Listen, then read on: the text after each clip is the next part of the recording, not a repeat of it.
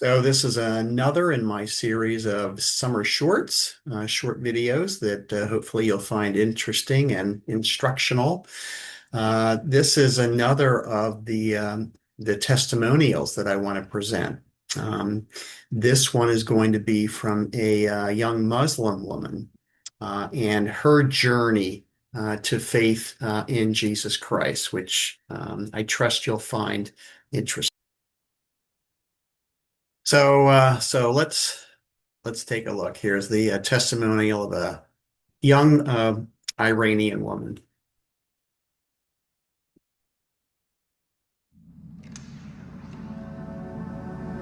I like my friends in Iran. That was the best part, and of course my family.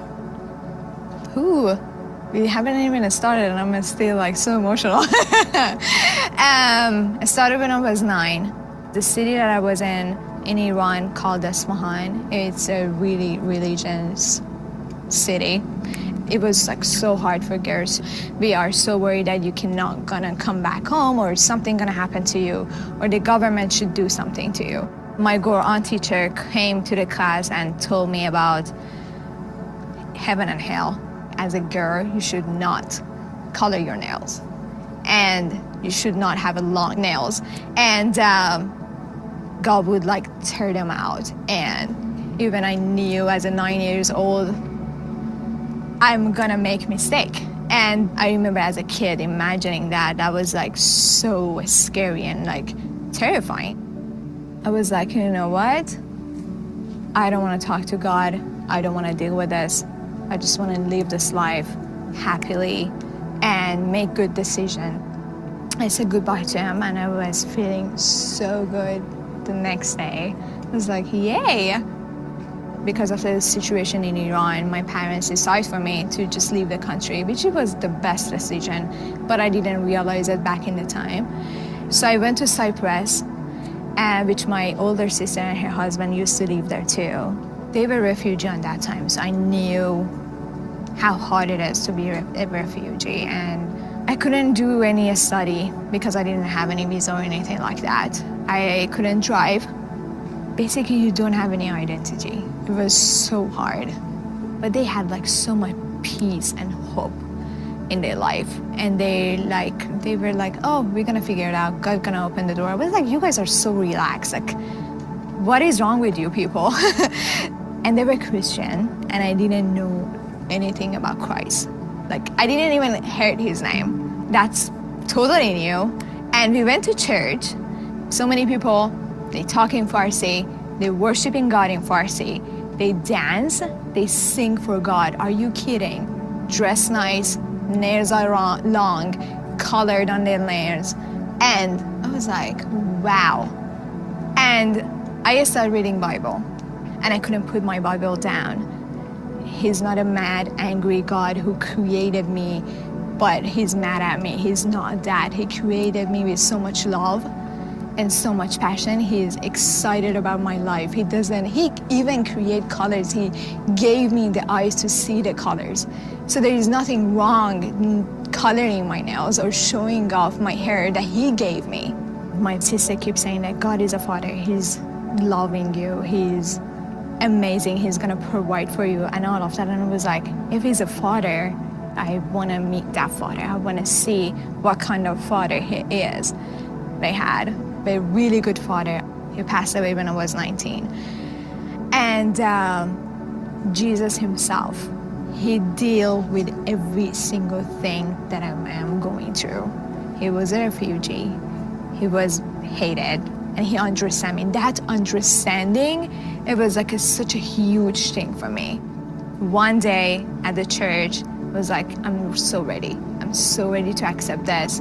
I'm so ready to welcome God to my life, and I cannot wait to see his purpose for my life.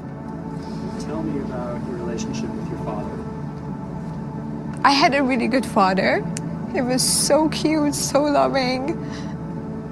So they made so many sacrifices, and I truly appreciate him for all of that. It means a world to me. If he didn't brave enough to help me to get out of the country, I probably didn't know Christ. I probably would suicide myself. I don't know what would happen to my life. And he knew that I'm a Christian. And I share gospel with him. And he loves it. And he was asking questions, and I remember I was keep sharing with him. And hopefully I can see him one day. If you're talking to a Muslim right now, say back in Iran, what would you want them to know? But I want them to know that God is not as scary, or he's not sitting far away. He's really close. He loves them so much. It doesn't matter how good they are or how bad they think they are. God loves them, and he truly is a father. You feel his presence, and that's worth everything. I think obviously a very compelling testimony. And obviously, as we're all aware, it can be very, very dangerous. Now, this woman obviously was outside of Iran when she converted, but there, as you know, there are Christian communities behind what's called the Muslim curtain in these Muslim countries.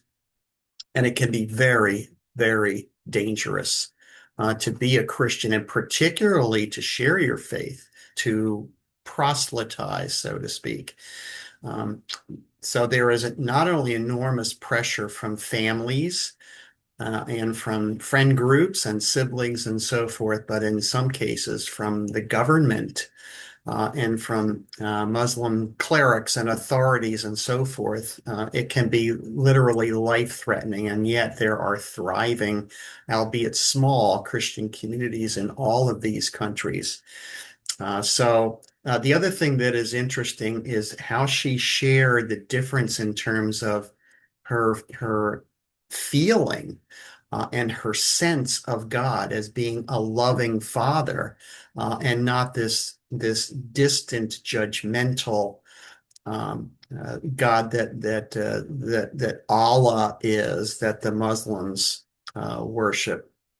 And I don't have a lot of time to get into Islam, but if you really study Islam in depth, obviously you do get a very, very sense that although we both are monotheistic religions, Allah is not the same God that we worship. And again, I don't have the time, but I have taught uh, classes in Islam. And trust me when I tell you that we are not worshiping the same God. But anyway, I hope this has been interesting and perhaps instructional. And again, if this has piqued your interest, I would encourage you to look more deeply into kind of the differences, the comparisons between the God that the Muslims worship and, of course, the God of the Bible that we worship.